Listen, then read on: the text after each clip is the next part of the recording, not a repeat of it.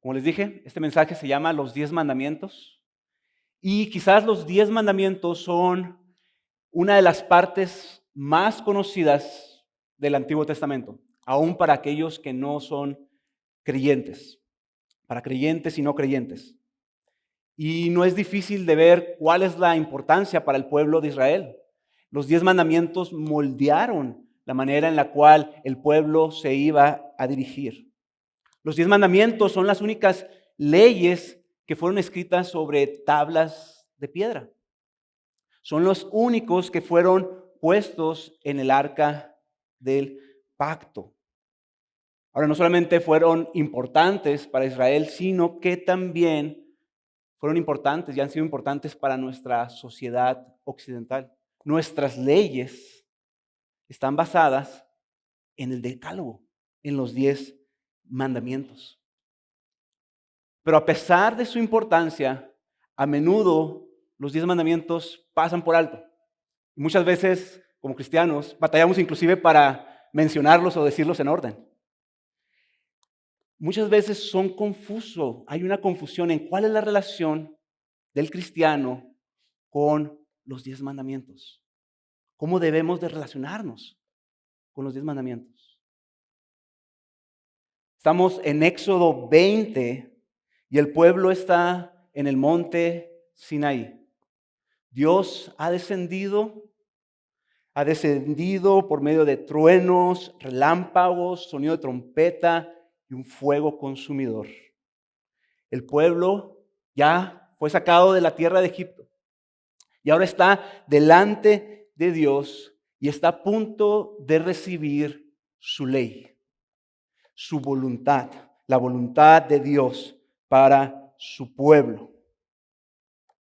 Esta ley no solamente, y es lo que vamos a ver hoy, no solamente revela la voluntad de Dios para su pueblo, sino que también esta ley revela quién es Dios, su carácter santo.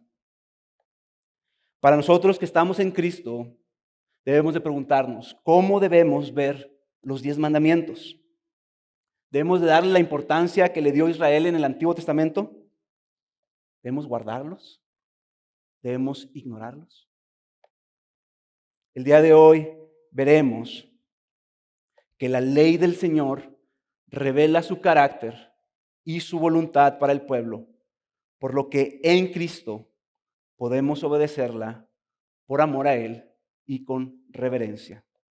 La ley del Señor revela su carácter y su voluntad para el pueblo, por lo que en Cristo podemos obedecerla por amor y con reverencia. Y este mensaje va a tener 3 puntos, 3 partes. La primera de ellas es la motivación para obedecer la ley. La segunda es el propósito de la ley. Y el tercero es el poder para obedecer la ley. Así que antes de empezar con el primer punto, vamos a leer la palabra en Éxodo capítulo 20, versículo 1, y voy a leer hasta el versículo 17, aunque vamos a ver hasta el versículo 20. Y dice así la palabra del Señor. Entonces Dios habló todas estas palabras diciendo: Yo soy el Señor tu Dios, que te saqué de la tierra de Egipto, de la casa de servidumbre. No tendrás otros dioses delante de mí. No te harás ningún ídolo, ni semejanza alguna de lo que está arriba en el cielo, ni abajo en la tierra, ni en las aguas debajo de la tierra. No los adorarás ni los servirás, porque yo, el Señor tu Dios, soy Dios celoso, que castigo la iniquidad de los padres sobre los hijos hasta la tercera y cuarta generación de los que me aborrecen, y muestro misericordia a millares, a los que me aman y guardan mis mandamientos. No tomarás el nombre del Señor tu Dios en vano, porque el Señor no tendrá por inocente al que tome su nombre en vano. Acuérdate del día de reposo para santificarlo. 6 días trabajarás y harás toda tu obra, pero el séptimo día es día de reposo para el Señor tu Dios. No harás en él trabajo alguno, tú, ni tu hijo, ni tu hija, ni tu siervo, ni tu sierva, ni tu ganado, ni el extranjero que está contigo. Porque en 6 días hizo el Señor los cielos y la tierra, el mar y todo lo que en ellos hay, y reposó en el séptimo día. Por tanto, el Señor bendijo el día de reposo y lo santificó. Honra a tu padre y a tu madre, para que tus días sean prolongados en la tierra que el Señor tu Dios te da. No matarás, no cometerás adulterio, no hurtarás, no darás falso testimonio contra tu prójimo. No codiciarás la casa de tu prójimo, no codiciarás la mujer de tu prójimo, ni su siervo, ni su sierva, ni su buey, ni su asno, ni nada que sea de tu prójimo, dice el Señor. Hemos visto que el Señor reveló su presencia ante el pueblo por medio de truenos, relámpagos, sonidos de trompeta y un monte que humeaba. Dios está manifestando su poder, como vimos la semana pasada, su majestad, su gloria, pero sobre todo su santidad. No es un Dios pequeño, es un Dios glorioso. Es un fuego consumidor, bello y admirable, pero también terrible y majestuoso. Pero, a pesar de esta manifestación gloriosa de la santidad de Dios, donde el monte temblaba, el Señor no se queda en truenos y fuego, sino que Él revela de una manera más plena su santidad, su deidad, cuando Él empieza a hablar. Nuestro Dios es un Dios que se revela hablando. Y lo que vemos en el versículo 1. Entonces Dios habló todas estas palabras diciendo: Yo soy el Señor tu Dios, que te saqué de la tierra de Egipto, de la casa de servidumbre. Dios es un Dios que habla, que se revela cuando habla. ¿Y qué es lo primero que les dice este Dios al pueblo? Les dice: yo soy el Señor y yo soy tu Dios. Así que lo primero que les revela acerca de Él es que Él es el Señor. Él es el Señor y Él es este Dios magnífico, terrible, santo, majestuoso. Él es su Dios. Ellos no están sin Dios. Ellos ahora tienen un Dios. Y es interesante que lo repite otras 4 veces en los siguientes 5 mandamientos. Él les dice: yo soy el Señor, yo soy tu Dios. Ahora, no solamente les recuerda quién es Él, sino también les recuerda lo que Él ya ha hecho por gracia por ellos. Les dice: yo soy el Señor tu Dios, que te saqué de la tierra de Egipto, de la casa de servidumbre. Si podemos ver que Dios está hablando en términos muy personales. Dios está hablando en términos muy relacionales. Él está diciendo: yo soy tu Dios. Pero notemos que esta relación personal está basada en la salvación. Está basada en lo que Dios hizo por ellos. Él les está diciendo: yo soy tu Dios y yo te saqué de la esclavitud. Cuando tú no podías hacer nada, tú no podías salvarte, yo te compré, yo te redimí, yo te hice mío. Y esto es importante por lo que viene. Por tanto, tú eres mío. Por tanto, tú debes de vivir no para Faraón, no para ti, sino debes de vivir para mí. Yo tengo toda la autoridad para decirte cómo debes de vivir ahora. Así que notemos que el Señor no comienza promulgando su ley, sino que primero Él manifiesta, como vimos, su presencia santa. Y luego Él les recuerda quién es Él. Y luego les dice lo que ha hecho por ellos. Así que la ley está que está a punto de comunicarles esta ley, hermanos, que a veces la vemos como fuera de contexto, ¿verdad? Y solamente vemos los mandamientos. Esta ley, los 10 mandamientos, se están dando en un contexto. Y ese contexto es del Dios santo, santo, santo, pero del Dios que los ama y los redimió para Él. Es la ley para que vivan como su pueblo. No fue una ley dada para un pueblo ignorante de Dios o un pueblo que estaba fuera del pacto de Dios. No es una ley que fue dada para que se ganaran el poder tener una relación con Dios. No fue una ley que se dio en Éxodo 1 y si la cumples va a ser mi pueblo, sino que se dio una vez que el pueblo ahora está en el Sinaí. El Señor ya mostró su favor. El Señor ya mostró su bondad, ya demostró su gracia.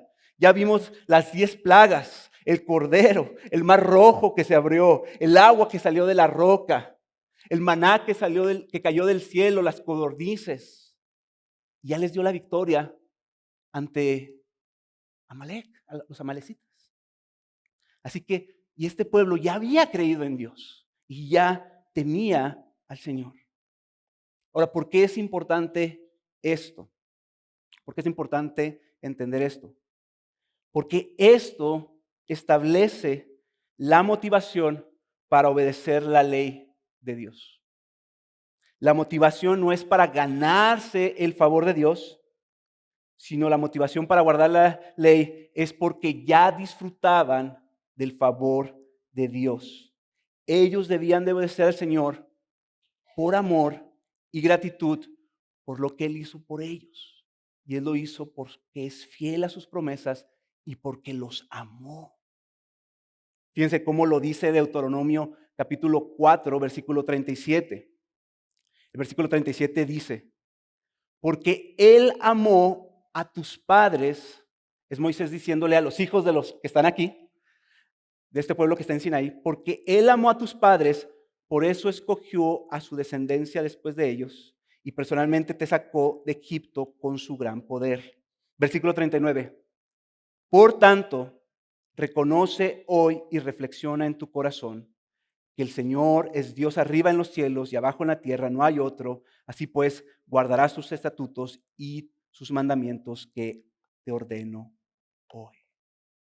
Por amor a su pacto, a Abraham, a Isaac, a Jacob, a ellos, el Señor los salvó. Y la motivación, entonces, es obedecer por amor también, por gratitud. La ley es entonces un regalo de Dios para su pueblo redimido. Es un regalo de Dios para aquellos que Él ha salvado para sí. La pregunta que debemos de hacernos es, ¿cómo ves tú los mandamientos? ¿Cómo vemos los mandamientos? ¿Los vemos como un regalo de Dios para su pueblo? ¿Como una carga? Ahora, sin embargo, el entender que la ley es un regalo de Dios, quien ya ha mostrado, ya demostró su favor, nunca nos debe de llevar a olvidar que Dios debe ser temido. A veces podemos olvidarnos, ¿verdad? Sí, Dios es amor, pero nos olvidamos que Dios sigue siendo santo. Dios les dice que los ama, que los sacó, pero el pueblo sigue estando en la presencia de Dios, quien ya demostró su favor y que nunca, pero nunca debemos de olvidarnos de que Él debe ser temido. Ellos siguen estando enfrente del monte humeante. Así que este punto, para ir cerrando, dice que nuestra obediencia, la obediencia es motivada por amor a la gracia recibida junto con el temor reverente ante la majestad del santo Dios. Yo te quiero preguntar, ¿qué motiva tu obediencia al Señor? ¿Un sentido de deber? ¿Un deseo de ganar el favor de Dios? El día de hoy también el Señor nos recuerda, Cristo nos recuerda, yo te salvé y te salvé de la esclavitud al pecado, de la esclavitud al diablo. Por lo tanto, vive para mí, obedece mi voz por amor y con gratitud. Ahora, imaginemos que el pueblo le dijera a Dios, Dios, gracias por habernos salvado, pero no queremos vivir para ti. Señor, gracias por habernos rescatado de la tierra de Egipto, pero no nos digas qué hacer. La verdad de las cosas es que eso sería absurdo, pero nosotros muchas veces hacemos lo mismo. Cuando con nuestras bocas exaltamos la gracia de Dios, pero por otro lado con nuestras vidas rechazamos su señorío.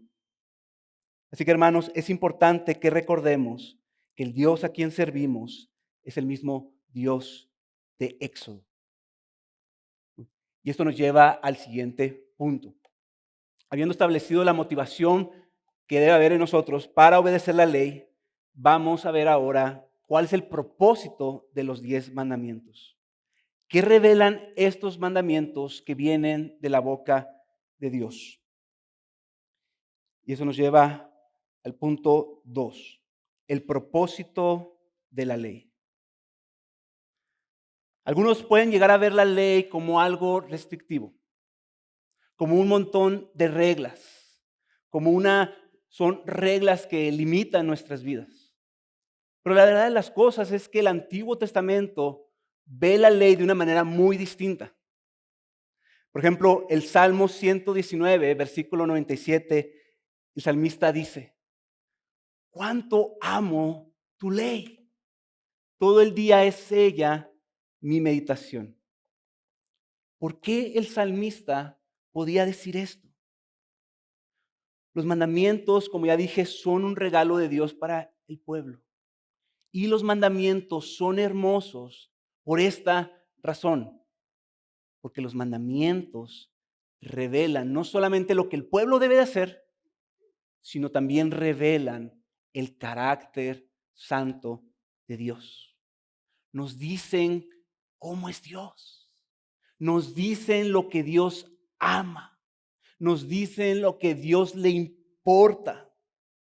Nos dicen qué es lo que Él valora y qué es lo que Él rechaza. La ley no es una ley arbitraria, sino que la ley, esto es importante, apunta al dador de la ley. La ley apunta a Dios. Detrás de la ley está Dios mismo. En otras palabras, cada mandamiento está marcado por el ser y los atributos del Santo Dios. Así que la ley es bella porque revela el carácter de Dios. Entonces, a la luz de quién es Dios, el pueblo debe de vivir entonces de cierta manera. Dios está diciendo, puesto que yo soy así, puesto que yo amo esto, vive así. Relaciónate conmigo de esta manera y relaciónate con tu prójimo de esta manera. No solamente está diciendo, haz esto, no hagas esto, sino está diciendo, tú eres mío, debes de amar lo que yo amo. Tú eres mío, debes de vivir para mi gloria. Si yo soy santo, tú debes de ser santo. Así que la obediencia a los mandamientos está ligada o informada por el carácter santo de Dios. Ahora, teniendo eso en mente, que la ley revela el carácter de Dios y la voluntad del pueblo, de Dios para el pueblo, vamos a ver los mandamientos. No los vamos a ver en detalle, porque vamos a buscar predicar estos mandamientos en otra serie, uno por uno. Pero quiero que en sus mentes, cuando lo leamos, no lo veamos solamente como leyes, sino busquemos ver qué nos revela acerca de Dios. Esta ley que viene de la mente de Dios y que revela su carácter no es una ley creada por el hombre. Es una ley que viene de la boca de Dios y lo apunta a Él. No es como nosotros, pero quiere que seamos como Él. El primer mandamiento nos dice: no tendrás otros dioses delante de Dios. ¿Qué nos dice acerca de Dios esto? En primer lugar, nos revela que no hay otro Dios. No hay otro Dios. Los demás dioses, incluyendo los de Egipto, son dioses falsos, estafadores, son demonios. No hay otros dioses. Él es el único Señor. Él es el único Dios en el cielo y en la tierra. Solo hay uno y nada ni nadie puede ocupar su lugar. ¿Quién es Dios para nosotros? Es nuestro soberano que tiene toda la autoridad para decirnos cómo vivir y para conducir nuestras vidas. Si es así, este primer mandamiento va a informar todos los demás mandamientos. ¿Qué dice el segundo mandamiento? ¿Qué revela el segundo mandamiento acerca de Dios? Nos dice: no harás ídolos, ni los adorarás, ni los servirás. Esto revela que Dios es el creador. Y no hay nada, ni arriba en el cielo, ni en la tierra, ni debajo de la tierra, ni en el mar, que pueda comparársele a Él. Nos revela que Él es Dios y no es una criatura. Así que hacer una imagen de Él o decir así es Dios y apuntar a una criatura es sumamente ofensivo para Él. También el mandamiento nos dice que tenemos un Dios celoso. Un Dios que atesora, que protege su gloria. Su gloria no la comparte con nadie ni con nada. Por lo tanto, tu lealtad y mi lealtad, tu servicio y mi servicio, solamente deben de ser a Él, no a ídolos. La esperanza de Israel no iba a estar en ídolos de piedra. Y nuestra esperanza en el siglo XXI, los ídolos pueden ser más sofisticados, como la esperanza que da el dinero, o el amor al dinero, o el placer, o el control. Y dice Dios: tú no pondrás tu esperanza en ellos, ni los servirás. Tu vida no será para ellos. Tu vida es mía. Sírveme a mí, adórame a mí. Yo soy celoso, tú eres mío. Yo soy como un esposo para ti. No te voy a compartir con nadie. ¿Podemos ver el carácter de Dios en los mandamientos? El tercer mandamiento habla de no tomar el nombre del Señor en vano. Está la montaña humeando, el fuego está temblando. Y el Señor dice: tú, el honor y la honra, debes de honrarme. Yo soy digno de honor. Y aún mi nombre no lo debes de tomar a la ligera. Dios es un Dios digno de honor. No es un diosito. Inclusive este mandamiento, el Señor Jesús nos enseñó que cuando oremos debemos de orar de esta manera: Padre nuestro que estás en el cielo, santificado sea tu nombre. Entonces, este mandamiento nos llama a honrar al Señor, honrar quién es y honrar su nombre. El cuarto mandamiento es sobre guardar el día de reposo. Y este nos revela bastantes cosas acerca de Dios. Una de ellas es que el Señor, Él es dueño de todos los días de nuestra vida, de todos los días de nuestra existencia. Y Él tiene toda la autoridad para decir de ti y a mí cómo debemos de vivir nuestros días. Ahora, no solamente nos dice eso, sino también nos apunta a que Él es el proveedor. ¿Recuerdan cuando el pastor Abelardo predicó que ellos estaban en el desierto? El Señor ya les había dicho este mandamiento. Ustedes deben de reposar, descansar y confiar que yo voy a proveer para sus necesidades, que les voy a dar una doble porción. Entonces, esto apunta no solamente que Dios tiene el derecho de decirnos cómo vivir nuestros días, sino que Él es el proveedor de nuestra vida. Y rechazar esto es rechazar a aquel que da esta ley. No solamente eso, y aquí ya empezamos a ver parte del propósito de la ley.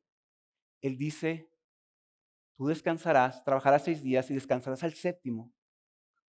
Y eso me refleja a mí, porque yo hice la creación, trabajé en 6 días y al séptimo descansé. Entonces podemos ver un vislumbre de que Dios también está llamando al pueblo a ser como Él por medio de los mandamientos. El quinto mandamiento, este es bien interesante, porque tú puedes ver a veces a Dios lejano, pero ¿sabes a qué le importa al Señor? Joven, ¿estás aquí? A Dios le importa que honres a tus padres. Dios no es indiferente a eso. Dios ama cuando honramos a aquellos que ha puesto como autoridad en nuestras vidas. Entonces, esto nos muestra la importancia que Dios le da a eso, porque de una u otra manera, la manera como nosotros honramos, obedecemos a nuestros padres, es un reflejo de cómo honramos y obedecemos a Él. Curiosamente, todos estos mandamientos, podríamos predicar, vamos, cada mandamiento se puede expandir de una manera gloriosa, pero cada uno de estos mandamientos ya habían sido dados por el Señor anteriormente. No es la primera vez que estos mandamientos fueron dados aquí. Él censuró a Egipto por su idolatría. Es el segundo mandamiento. Ya les había dicho en el desierto que guardaran el día de descanso. Al hijo de Noé lo censuró por no honrar a su padre. Y así podemos ver los otros mandamientos en donde también Dios había censurado el asesinato, la mentira, el adulterio. Entonces, estos primeros 5 mandamientos están relacionados con Dios. Es lo que generalmente se dice. Aún el quinto, están relacionados con Dios. Y Jesús nos dice, básicamente repitiendo lo que dice Levítico, nos dice en una sola frase cómo se resumen estos primeros 5 mandamientos. En Mateo capítulo 22, versículo 37 al 38, Él lo resume de esta manera. ¿Cómo resumirías toda la ley, todos estos 5 mandamientos?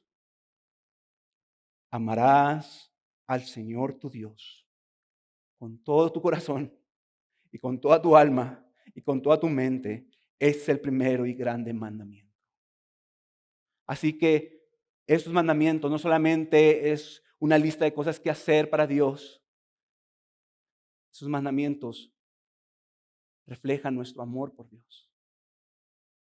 Y dice, con toda tu mente, con toda tu alma, con con todo tu corazón. Entonces estos mandamientos no solamente tienen un elemento externo, sino tiene un elemento interno. Porque tú puedes alabar a Dios, como dice el profeta, pero tu corazón puede estar lejos de Él. Entonces, estos primeros 5 mandamientos que se relacionan con Dios, los podemos resumir en amar a Dios. Ahora, los siguientes 5 mandamientos, aunque están relacionados con el prójimo, también están ligados a la persona y al carácter de Dios. ¿Por qué no debemos de matar? Puede ser una pregunta muy obvia, ¿verdad? Pero no fue tan obvia para Caín, que asesinó a Abel, cuya sangre sigue hablando. ¿Por qué? Porque Dios, ¿qué revela de Dios? Revela que Dios es el dador de la vida y que Él valora la vida y Él no te permite tomar la vida. Él aprecia la vida y Él es el único que puede tomar esa vida que Él mismo da. Así que al respetar la vida, estás haciendo un reconocimiento de que Él es el dador de la vida. Que revela el séptimo mandamiento, que dice, no cometerás adulterio. Nos revela, nos revela que Dios es un Dios fiel a sus pactos. Ellos están ahí porque Él fue fiel al pacto que hizo con su padre Abraham. Y Dios espera que su pueblo sea también fiel a sus pactos. Él espera que su pueblo sea fiel al pacto matrimonial, que su pueblo refleje su fidelidad. Ahora, voy a aprovechar este mandamiento, porque en el primer punto vimos que la motivación para obedecer a Dios debe ser tanto el temor a Dios como el amor por lo que Él ha hecho, el amor por Él. El amor. ¿Cómo podríamos aplicar eso aquí? ¿Por qué no cometer adulterio? Y Jesús nos ayuda a ver, y también el décimo mandamiento, que no solamente es lo externo, sino también tiene que ver con lo interno. Jesús dice, si tú codicias a alguien que no es tu esposa o tu esposo, ya cometiste adulterio en tu corazón. Ahora, ¿pero por qué? Por un lado, porque yo temo a Dios. Yo temo al santo Dios. Pero por otro, porque yo amo a mi esposa. Entonces sí podemos ver cómo el temor y el amor nos ayudan y nos motivan a obedecer. Y eso lo puedes hacer también con cada uno de los siguientes mandamientos. Por ejemplo, el octavo mandamiento nos habla sobre no robar. Y este también es parecido al de guardar el día del Señor. Nos dice que Dios es nuestro proveedor. Nos dice que podemos confiar en Él. Y nos dice que Dios es un Dios que da, que se deleita en dar y espera que su pueblo sea un pueblo que confíe en su provisión, pero también que sea un pueblo que dé. De hecho, esto lo vamos a ver, cada mandamiento inclusive se ve en el Nuevo Testamento. Pablo dice, el que robe, no robe más, sino dé.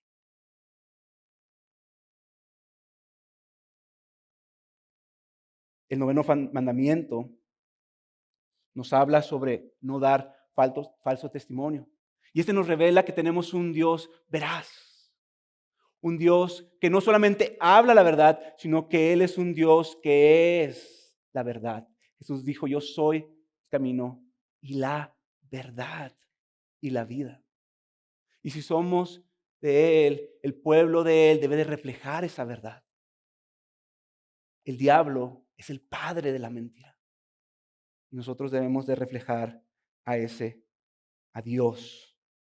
Y por último, como les digo, no estamos viendo esto a detalle.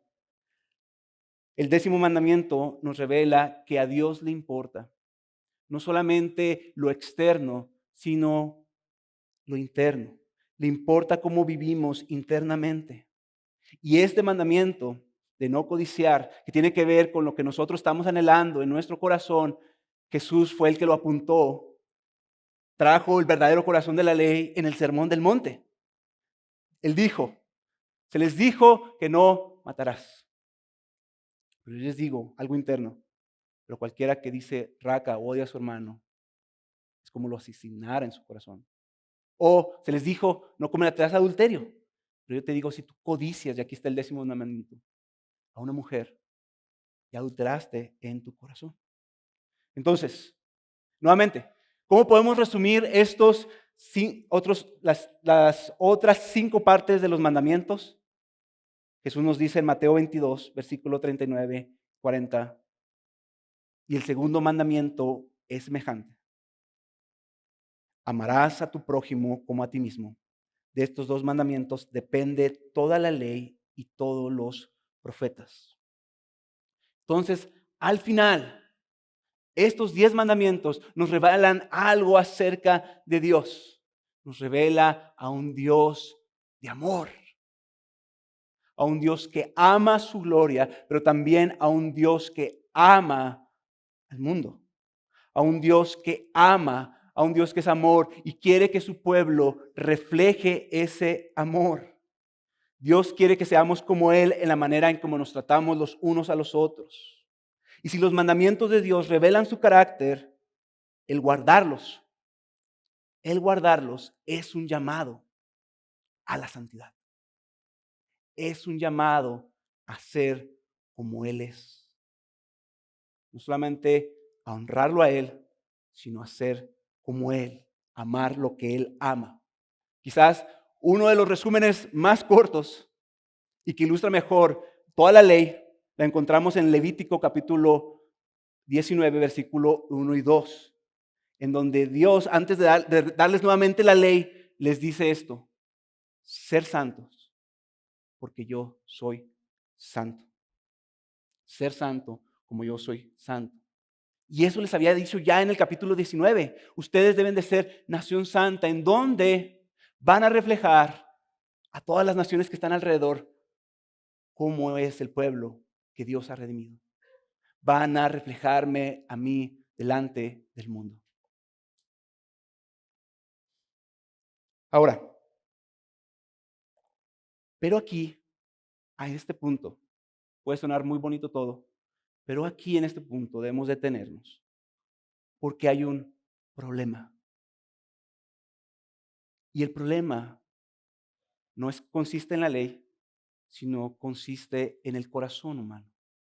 La ley es santa, es perfecta, es pura, así como Dios es perfecto, es santo, es puro, pero el pueblo no es perfecto, no es santo y no es puro. La ley, estos mandamientos de un Dios santo, perfecto, requieren obediencia perfecta. Pero debido al pecado del hombre, debido a este corazón que se rebela contra Dios, no van a poder obedecer. Y eso nos lleva al siguiente punto: el poder para obedecer la ley. Versículo 18 al 20. Todo el pueblo percibía los truenos y relámpagos, el sonido de la trompeta y el monte que humeaba. Cuando el pueblo vio aquello, temblaron y se mantuvieron a distancia. Entonces dijeron a Moisés: habla tú con nosotros y escucharemos, pero que no hable Dios con nosotros, no sea que muramos. Moisés respondió al pueblo: no teman, porque Dios ha venido para ponerlos a prueba y para que su temor permanezca en ustedes y para que no pequen. Voy a leer el 21 también. El pueblo se mantuvo a distancia mientras Moisés se acercaba a la densa nube donde estaba Dios. Hermanos, aunque la ley revela el carácter de Dios y aunque la ley revela la voluntad de Dios, la ley no tiene en sí misma la capacidad para transformar el corazón de una persona.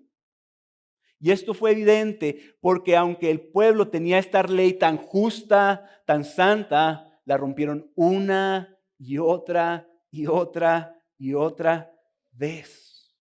La ley puede decirte qué hacer, pero no puede cambiar tu corazón. En ese sentido, la ley es como un espejo también. Es un espejo que a la luz de los mandamientos puros, grandes, gloriosos de Dios, nos muestra nuestra pecaminosidad. Nos muestra lo que hay en nuestro corazón. Y es el argumento que hace Pablo en Romanos 7:7, en donde le dice la ley, dice Pablo: yo no sabría qué es la codicia si no fuera porque la ley me dijera, no codiciarás, el 10º mandamiento. Pero cuando la ley me dijo, no codiciarás, hay una ley dentro de mí también, que es la ley del pecado, que deseaba desear, que deseaba codiciar, que me decía, no me digas, Dios, cómo vivir. Y aunque podemos ver así los mandamientos, la verdad es que también nuestro corazón puede ser así. No me digas cómo vivir. Así que la ley nos muestra nuestro pecado, pero también no nos deja ahí. Y quizás ese es uno de los propósitos o usos más hermosos de la ley. Y es que la ley nos muestra la necesidad de un Salvador. La ley nos muestra cuán necesitados estamos de un Salvador.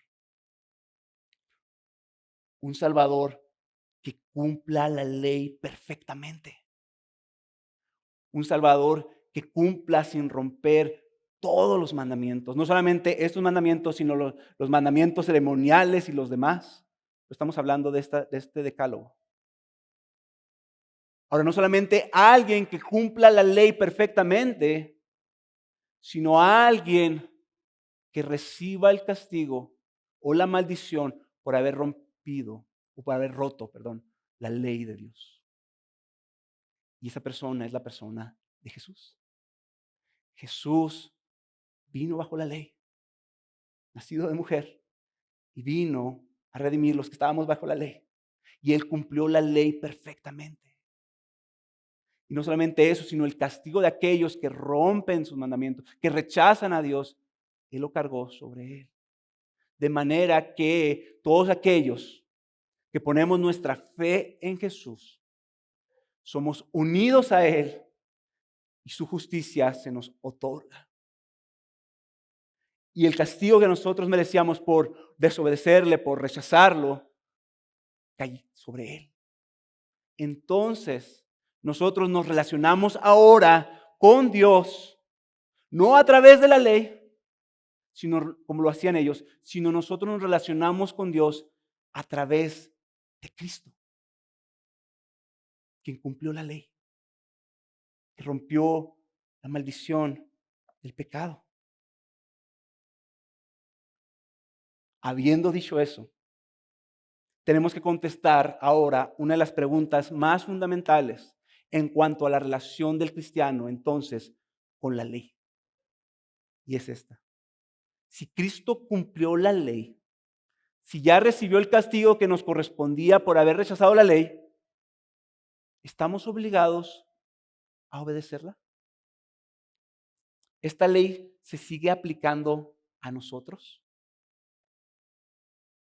Jesús dijo que Él no vino para abolir la ley, sino para cumplirla. Así que si lo que vimos en el contexto es que la ley es el llamado del pueblo a vivir como lo que eran, pueblo de Dios, para vivir como pueblo de Dios, para nosotros, la ley es el llamado, no para ser salvos, sino es el llamado para reflejar a Dios también ante el mundo. Si la ley se resume en amar a Dios con todo tu corazón, toda tu mente y toda tu alma, todas tus fuerzas, y amar a tu prójimo como a ti mismo, nosotros, hermanos, seguimos llamados a amar a Dios y amar al prójimo. Jesús dijo, si me amas, guardarás mis mandamientos. Y Él dijo, en esto conocerán el mundo que son mis discípulos y se tienen amor los unos a los otros. Así que nosotros obedecemos la ley no para salvación, sino para reflejar lo que ya somos en Cristo, para reflejarlo a Él y para vivir como lo que ya somos. Así que la ley sigue vigente para nosotros en el sentido, en Cristo, pero en el sentido de que seguimos siendo llamados a amar a Dios y amar al prójimo. Pero entonces viene la siguiente pregunta.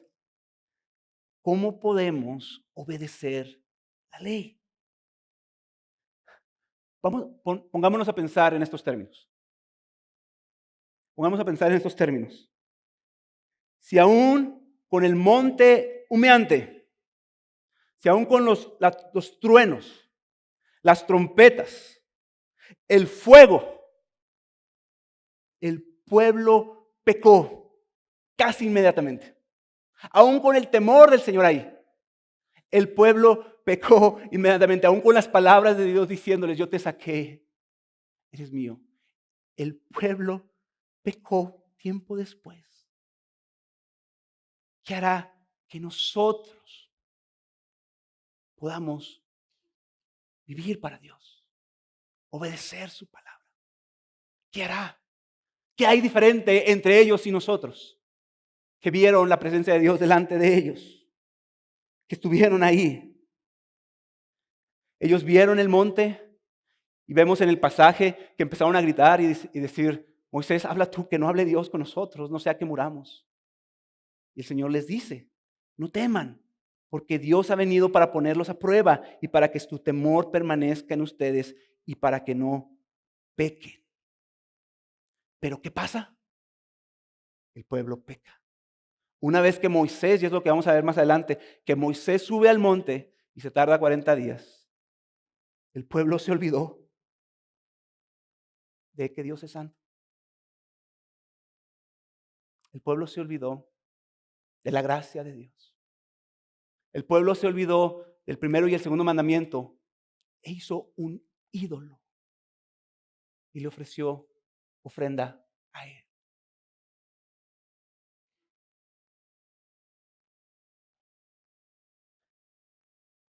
El Señor nos ha hablado, hermanos. Alex hizo un excelente trabajo la semana pasada. Nos mostró la gloria de Dios, la santidad de Dios,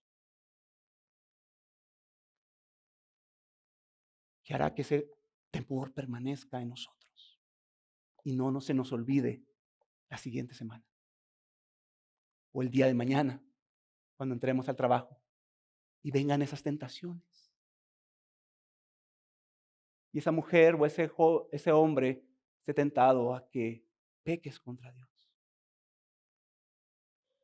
O esté tentado a no ser honesto, a no declarar impuestos y robes. Seas tentado a dar una mordida. Seas tentado que toda tu vida esté dedicada simplemente a un Dios falso. Que sigas con amarguras contra un hermano. Cantas de las glorias de Dios, pero no puedes perdonar. Que hará que este pueblo no alabe a Dios con su boca, pero su corazón esté lejos de Él. Moisés regresa y trae la ley en piedras y las quiebra como señal del juicio. Sí, hermanos, es importante ver a Dios como lleno de gracia y es importante ver a Dios como un Dios santo. Pero no es suficiente si el corazón del hombre no ha sido transformado. No es suficiente si Dios no hace una obra en esa persona. Puedes temblar ante un monte humeante y aún así rechazar a Dios en tu corazón y darle la espalda a Él.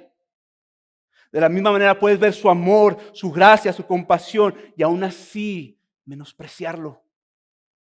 Entonces, ¿cuál es la diferencia entre ellos y nosotros? ¿Cuál es la gloria del Evangelio?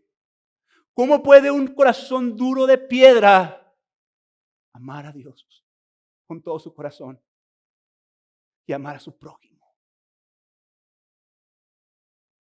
La buena noticia es que Dios promete a este pueblo con corazón duro.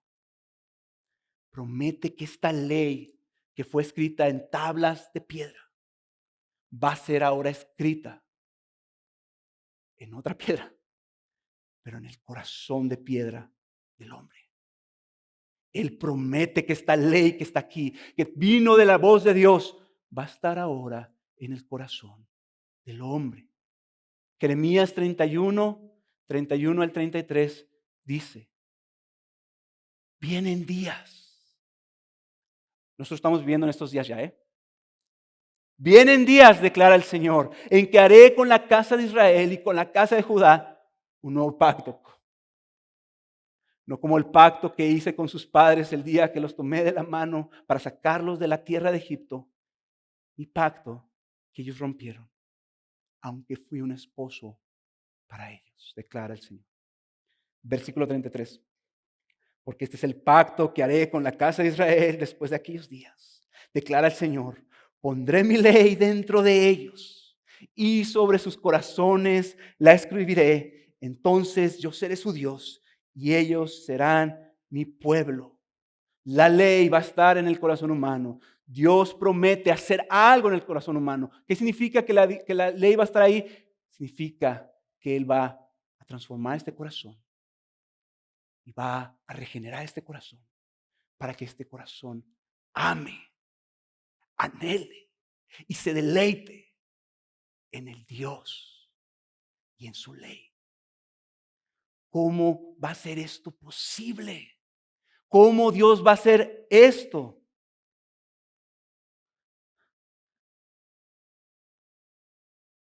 Cuando Moisés ascendió, Él trajo la ley. Cuando Cristo asciende, Él trajo algo diferente. En ese momento donde están los israelitas, está la presencia de Dios, ¿verdad? Está el fuego ahí. La presencia manifiesta de Dios está en el monte. Y Dios dice, yo los he puesto a prueba y para que mi temor esté en ustedes. Dios está ahí, en el monte. Pero ahora, hermanos, la presencia de Dios no va a estar en un monte. No va a estar en una zarza. No va a estar en una columna de fuego. No va a estar en un arca. La presencia de Dios, del fuego consumidor. La presencia del Santo, Santo Dios. Ahora va a estar, no en el monte, sino en su pueblo. Ahora la presencia de este Dios va a estar en su iglesia. Él va a santificar su iglesia con su presencia por medio del Espíritu Santo. Moisés se fue y trajo la ley. Cristo subió y trajo el Espíritu Santo, quien pone la ley en nuestros corazones. Esa es la gloria del Evangelio, hermanos. Que nosotros podemos no solamente obedecer la ley, sino deleitarnos en la ley de Dios, porque Él habita en nosotros. Y esto nos da el poder para vivir para Él. Fíjense cómo lo pone Ezequiel capítulo 36, versículo 26 al 7. Y con esto voy terminando. Ezequiel capítulo 36, versículo 26 al 27 dice: Además, les daré un corazón nuevo y pondré un espíritu nuevo dentro de ustedes. Quitaré de su carne el corazón de piedra y les daré un corazón de carne. Pondré dentro de ustedes mi espíritu y haré que anden en mis estatutos y que cumplan cuidadosamente mis ordenanzas. Eso es la bendición para todos aquellos que hemos puesto nuestra fe en Cristo. Ahora yo te quiero preguntar entonces a ti, ¿crees esto? ¿Realmente crees esto? Que la vida cristiana no solamente es mandamiento sí, mandamiento no, sino que la vida cristiana se trata de que Cristo cumplió la ley. Él recibió la maldición de no cumplir la ley y Él nos ha dado su espíritu y ahora habita en nosotros y ahora podemos vivir como lo que somos, el pueblo de Dios. Así que quizás la aplicación para ti el día de hoy no es, primeramente, obedece este mandamiento, deja de mentir, deja de robar, deja de ver esto, aplícate con esto. Quizás la aplicación para ti el día de hoy es, Cree, cree que hay una nueva realidad, que tiene su espíritu y que tienes el poder de Dios que resucitó a Cristo entre los muertos para obedecerle. No creas la mentira de que no puedes vivir para Dios. Empecemos, hermanos, creyendo, creyendo que podemos vivir para su gloria, como el pueblo santo de Dios, cuya presencia ya habita en nosotros, para reflejarle al mundo, para vivir para Él. Vamos a orar.